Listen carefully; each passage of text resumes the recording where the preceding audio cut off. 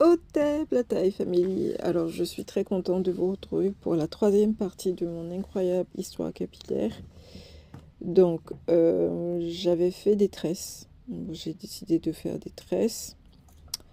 C'était... Ouais, quand ça a commencé à bien pousser, j'ai fait des tresses. Voilà. Entre-temps, c'est ma cousine qui m'a tressée. Elle a fait bien gaffe et tout.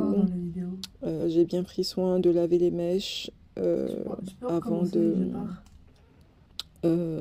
laver. Donc ceux-là, je ne pense pas les avoir lavés. Donc j'ai vaporisé de l'hydrolat de sauge dedans pour pouvoir éliminer les énergies et les résidus chimiques. Mais franchement, vous allez comprendre pourquoi je ne mets plus de mèches synthétiques sur mon crâne.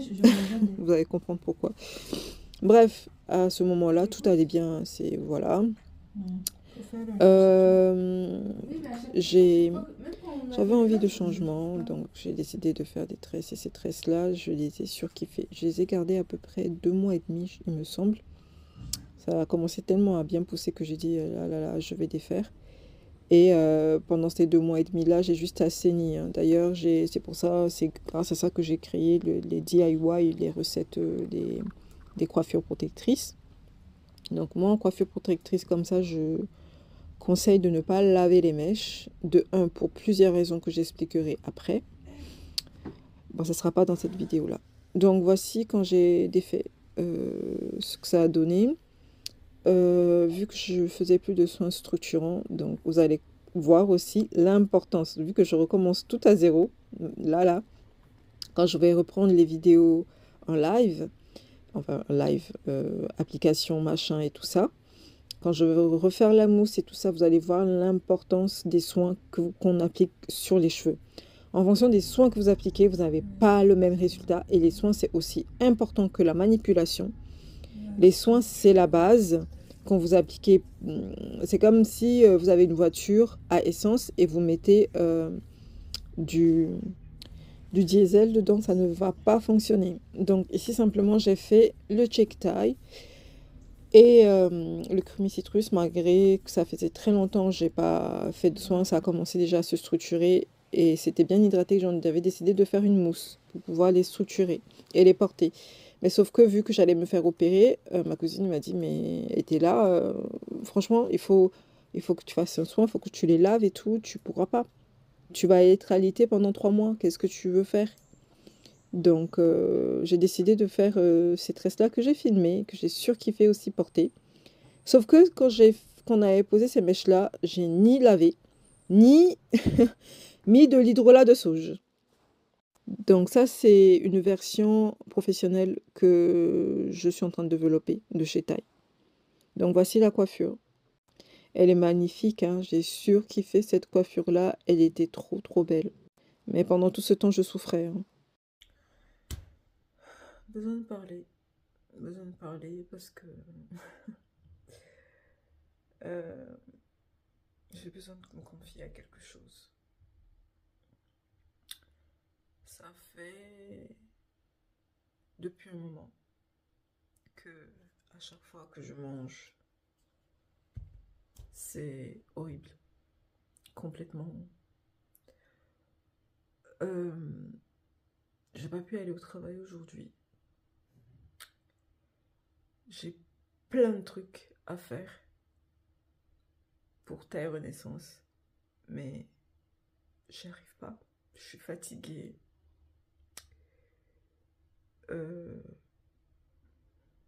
Partout en fait, par ma situation. Mon corps physique n'en peut plus, ma tête n'en peut plus. Quand je mange pas, ça va. C'est le jeûne forcé, comme je dis. Dès que je mange quelque chose, c'est mort.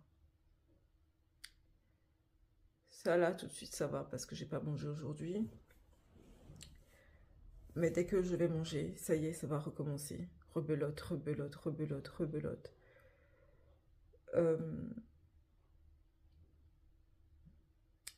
J'ai même peur de manger. J'ai même peur de manger. Malgré ça, tu dois assurer derrière. Il y a plein de trucs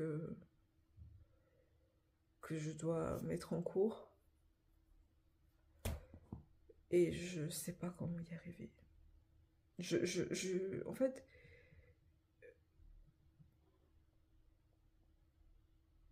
je suis même plus en colère. Je suis blasée. Je suis une mort vivante, complètement, sans émotion. Euh, de toute façon, j'ai décidé de me faire opérer. Mais le mois d'octobre, fin octobre, ça va être le mois le plus long de ma vie. Euh, si j'arrive à m'en sortir de cette situation, de ça, je peux tout faire dans la vie. Complètement. Imaginez-vous que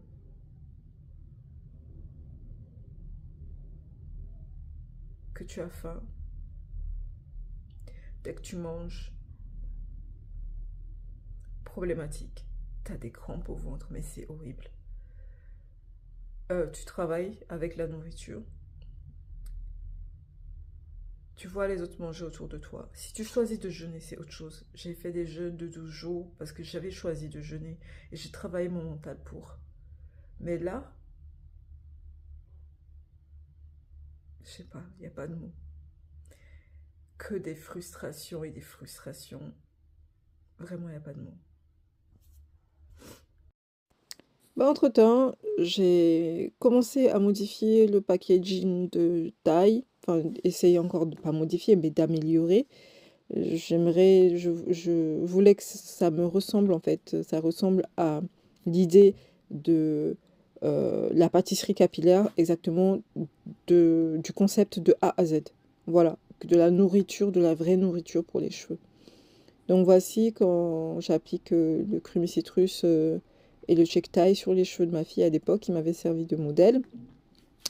Donc bientôt ma fille elle revient. Elle est plus à l'aise. Donc d'ailleurs on a fait une coloration la dernière fois. Je posterai la vidéo qui a un petit peu loupé, mais bon. On va essayer de rattraper la chose et je vous la posterai. Ça commence à me permettre de développer un programme pour les cheveux colorés. Comment avoir des cheveux sans la casse, quoi. Bah, je vous en parlerai après. Donc après, j'ai remarqué que là, je suis au taf. Mais je remarque dans les vestiaires, en fait, une fois m'habillée, que, je sais pas, depuis un moment, voilà, le fait de me filmer me rassure. Ça me permet de voir des faits, pas juste d'halluciner. J'avais remarqué comme si ça partait, en fait, un petit peu mes tempes encore. Bon, bref. Là, je me rattrape côté pâtisserie. Euh, C'est-à-dire, c'est quelque chose qui m'aide énormément à m'exprimer. C'est quelque chose que j'adore faire, qui est très inspirant. Je trouve que travailler avec la nourriture, avec l'énergie de la nourriture, c'est l'un des plus beaux métiers au monde. Bon, en temps aussi, j'ai eu quelques tâches. J'ai eu une espèce de zona au niveau de ma bouche et j'ai commencé à avoir une espèce de kyste que je pensais que c'était des fibromes qui poussaient sur mon poignet. Au même moment, tout ça t'est arrivé au même moment. Voilà, comme quoi quand enfin, je pense que c'est le stress. J'avais des problèmes de circulation sanguine aussi, un petit peu partout. J'avais énormément des problèmes de jambes lourdes. Mélangé à tout ça, je ne savais même pas ce que c'était. Je n'avais pas envie de savoir ce que c'était à ce moment-là. Là, au métro, il y avait cette dame-là qui m'a donné un baume au cœur. C'est une sœur qui s'est habillée à la mode de La Petite Maison dans la Prairie. Et elle était tellement belle, mon Dieu. Bref, là, je suis à l'hôpital, je me fais opérer.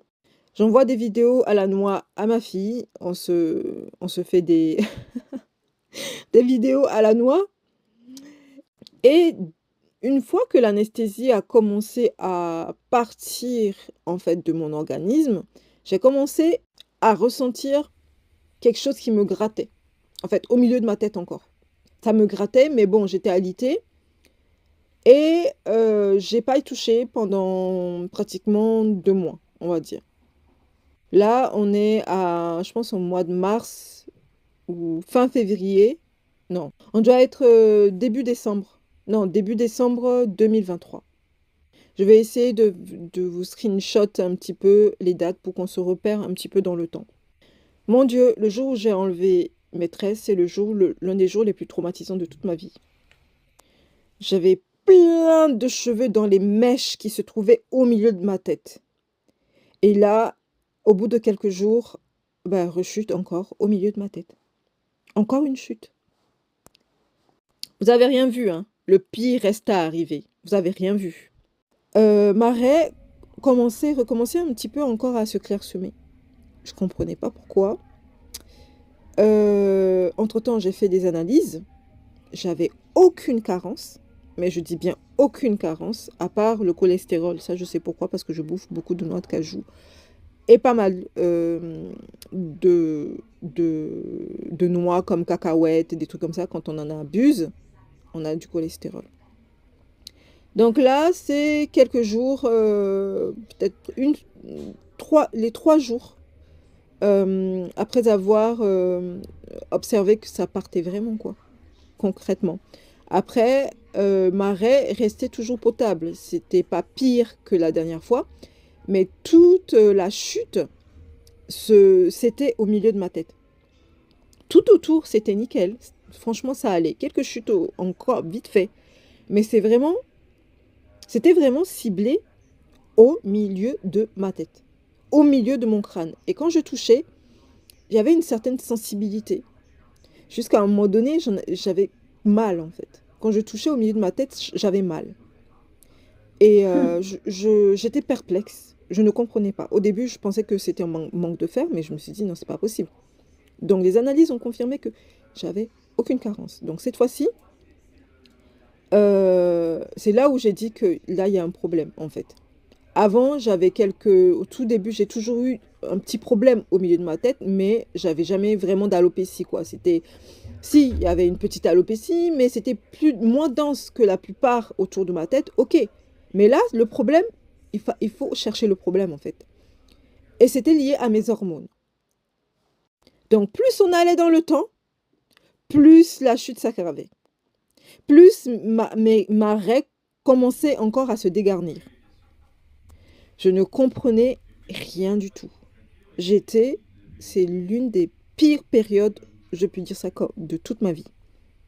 Voyez, il y a la chute. En fait, il y a des parties qui étaient lisses, quoi. Je me dis, mais ça y est, c'est fini. Ma vie, elle est finie, quoi. C'est bon. À ce moment-là, on voit que ça, hein. On ne voit que ça. Je vais m'arrêter là pour cette histoire-là. Je vous retrouve très très bientôt pour la suite. Elle encore pleine de péripéties. Au tep, love you.